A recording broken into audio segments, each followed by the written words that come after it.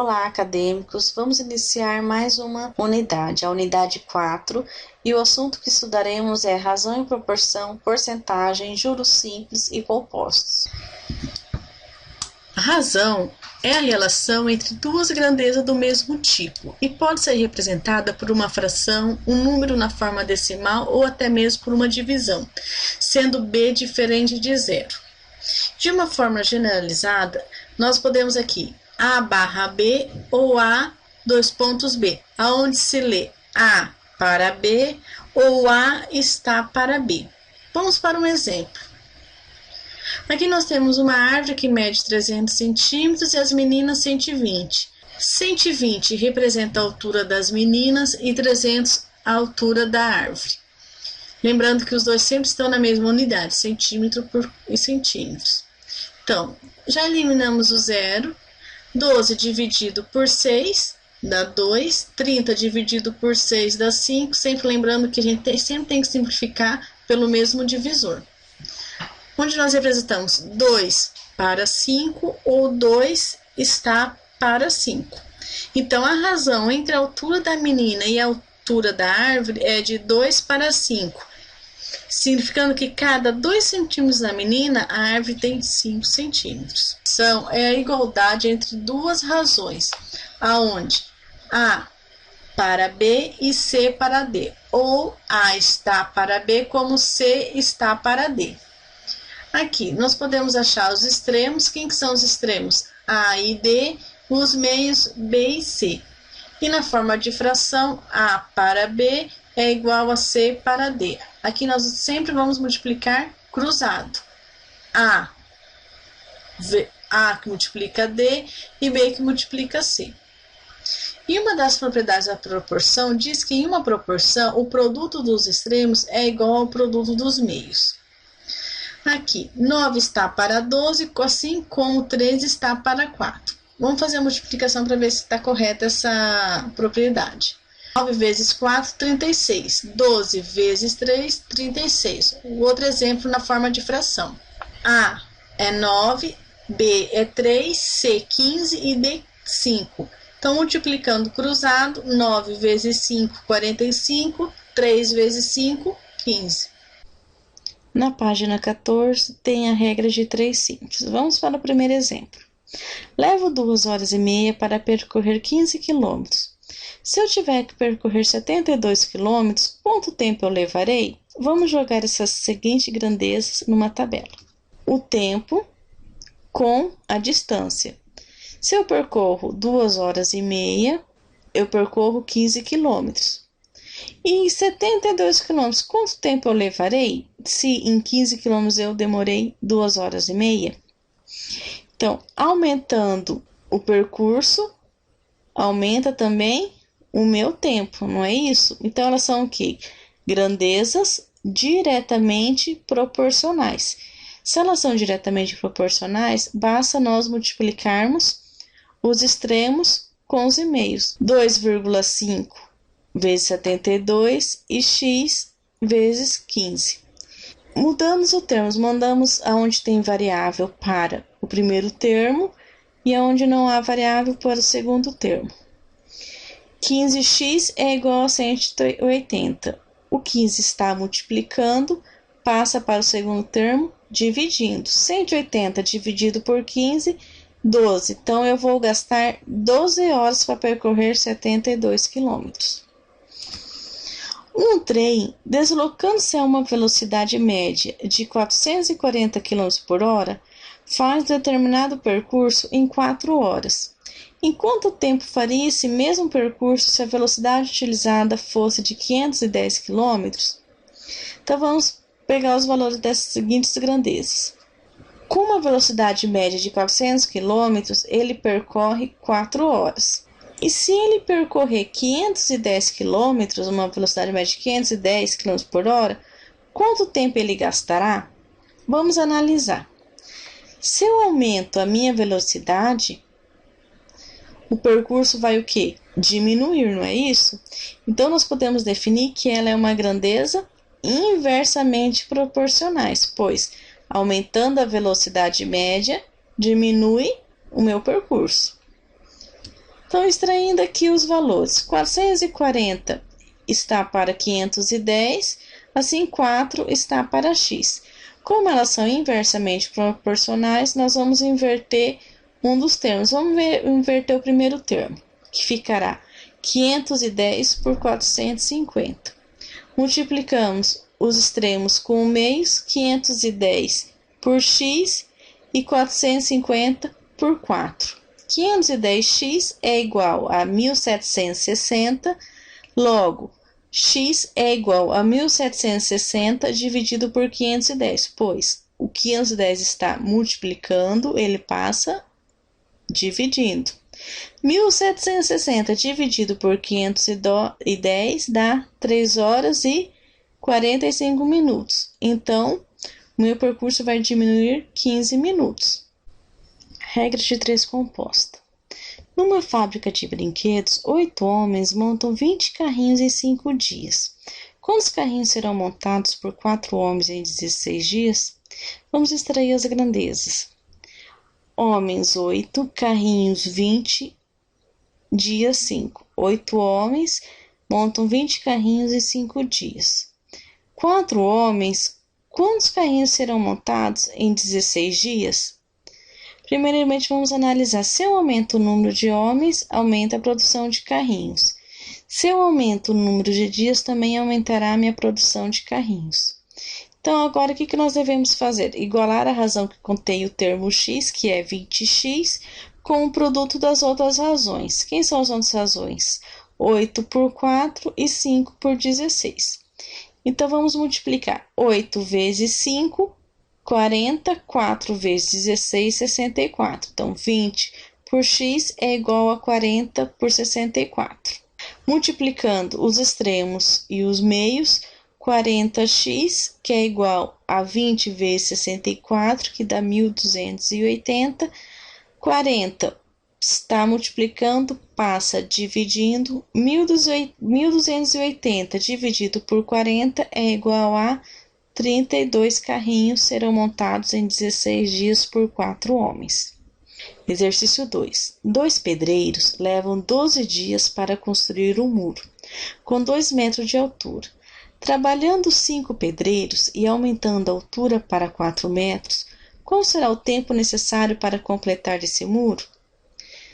Vamos analisar aqui as grandezas. Se aumentarmos o número de pedreiros, vai demorar menos dias para construirmos, mas se aumentarmos a altura, vai demorar um pouco mais. Vamos descobrir então quantos dias vai demorar se eu aumentar o número de pedreiro e também aumentar a altura. Entretanto, nós vemos aqui que está uma grandeza inversamente proporcional. Mas primeiramente vamos retirar as razões das grandezas. 12 por x, que é igual a 2 por 5 e 2 por 4. Vamos inverter a última razão, já que é inversamente. 12 por x, que é igual a 2 por 5, que multiplica 4 por 2. 2 vezes 4, 8. 5 vezes 2, 10. Multiplicando os extremos e os meios, 8x, que é igual a 12 por 10. 8x é igual a 120. Logo, 120 dividido por 8 é igual a 15. Então, ele demora 15 dias para construir esse muro. Porcentagem na página 17. Uma determinada passagem aérea custa R$130. Sabendo que as passagens sofreram um reajuste de 15%, determine o acréscimo e o valor da nova passagem. 15%, a gente sabe que o símbolo do porcento vale 100, então 15 por 100 é igual a 15 décimos. Então, 15 décimos que multiplica por 130, que é o preço da passagem, ele teve um acréscimo de R$19,50. Qual é o novo valor da passagem? 130 mais R$19,50, que é igual a R$149,50. Continuando, como nós já vimos sobre porcentagem, agora vamos para o juros simples. Juros é o rendimento de um capital que está aplicado a uma determinada taxa a um determinado tempo, onde a fórmula que nós utilizamos é juro é igual ao capital vezes taxa vezes tempo. Exemplo, calcule os juros simples produzidos por 28.000 aplicados à taxa de 36% ao ano, durante 148 dias. Aqui no exercício está falando que a taxa é de 36% por ano, mas ele está pedindo os juros durante 148 dias. Então, nós vamos transformar o 36%, que a gente sabe que esse símbolo significa 100. Então, 36 dividido por 100 é igual a 0,36. 0,36 dividido por 360 vai dar que a taxa por dia será de 0,001 por dia. Jogando aqui, retirando os dados do exercício, o juro nós estamos procurando, o capital é de 28.000, a taxa é de 0,001 e o tempo é de 148 dias. Jogando aqui na fórmula, juro é igual a 28.000 vezes a taxa, que é 0,001, vezes o tempo, que é 148, que produzirá R$ 4.144. Esse é o juro que nós encontramos. Para achar o montante, o que seria o montante? É a soma do capital inicial com o juro produzido em determinado tempo. Um exemplo, uma pessoa aplicou o capital de 1.200 a uma taxa de 2% ao mês durante 14 meses. Determine os juros e o montante dessa aplicação. A forma do juros simples. Nós temos o capital, que é de 1.200, o tempo, 14 meses, a taxa de 2% ao mês, transformamos também, que é 2 dividido por 100, é igual a 0,02. Achando aqui o juro, capital 1.200 vezes a taxa 0,02 vezes 14, que é igual a R$ 336. Qual será o montante? O montante é igual ao capital mais o juro. O capital não é 1.200 e o juro nós não encontramos que foi de 336. Então, 1.200 mais 336 é igual a 1.536. Então, o valor dos juros da aplicação é de R$ 336 e o montante a ser resgatado é de R$ 1.536. Juros compostos são acréscimos que são somados ao capital ao fim de cada período de aplicação. Nesse regime, o valor da dívida é sempre corrigida e a taxa de juros é calculada sobre esse valor. Esse é o juro que é usado no comércio, onde a fórmula que nós utilizamos é o montante, que é igual ao capital vezes 1 mais a taxa elevado ao tempo. Vamos fazer um exemplo. Encontre o montante produzido por um capital de R$ 5.000 empregado a juro composto de 3% ao mês durante 12 meses. O montante nós vamos encontrar, o capital é de 5.000, a taxa é de 0,03% ao mês, no período de 12 meses. Lembrando que se aqui tivesse 20% ao ano, nós teríamos que transformar essa porcentagem em meses. Então, o montante é igual ao capital que multiplica 1 mais a taxa elevada ao tempo. 5.000 multiplicado por 1 mais 0,03 elevado ao tempo, que é de 12 meses. 5.000 vezes 1 mais 0,03 dá 1,03 elevado a 12. O montante é igual a 5.000 vezes 1,425. Sempre é bom, quando vocês fazerem esse cálculo, deixar de 3 a 4 casas após a vírgula. Então, o montante será de R$ 7.128,80. Esse será o montante produzido por um capital de 5.000, aplicado a juros de 3% ao mês. Depois de um ano, ele vai resgatar esse valor. Para finalizar, nós vamos falar sobre taxas equivalentes a juros compostos, que está na página 32. O conceito é que duas taxas de juros serão equivalentes quando o mesmo capital e intervalo de tempo produzir o mesmo valor de juros. Aqui nós vamos aplicar dois índices de juros. Um mensal de 2% ao mês e o outro 26,82% ao ano. Colocando o mesmo valor do capital e o mesmo intervalo de tempo, onde a taxa vai ser de 2% e a taxa anual vai ser de 26,82%. O capital 250, o período será de 12 meses e o outro período será de 1 ano. Jogando na forma dos juros compostos, capital que multiplica 1 mais a taxa elevado ao período. Quem que é aqui na taxa mensal? É 250 que multiplica 1 mais 0,02. Lembrando que esse 2% nós deveremos transformar em decimal. Como que nós fazemos? 2 dividido por 100, que dá 0,02. 1 mais 0,02 elevado a 12. E aqui na taxa anual, 250 vezes 1 mais 0,2682 elevado a 1. Resolvendo aqui a primeira na taxa mensal.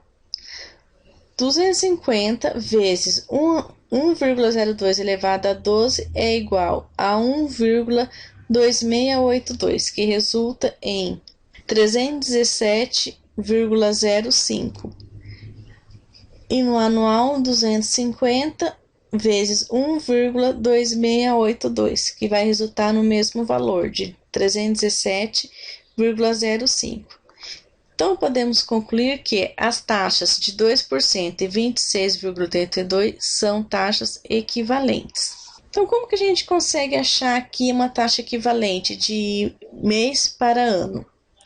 Basta nós igualarmos os montantes conforme o exercício está pedindo. Aqui foi pedido de anual e mensal. Nós vamos encontrar, substituindo pela fórmula de juros compostos do montante, que é C1 mais taxa, que é igual a C, que multiplica 1 mais taxa elevado ao período. Eliminando o C, a fórmula da taxa de equivalentes é 1 mais IA, que é igual a 1 mais IP elevado a N.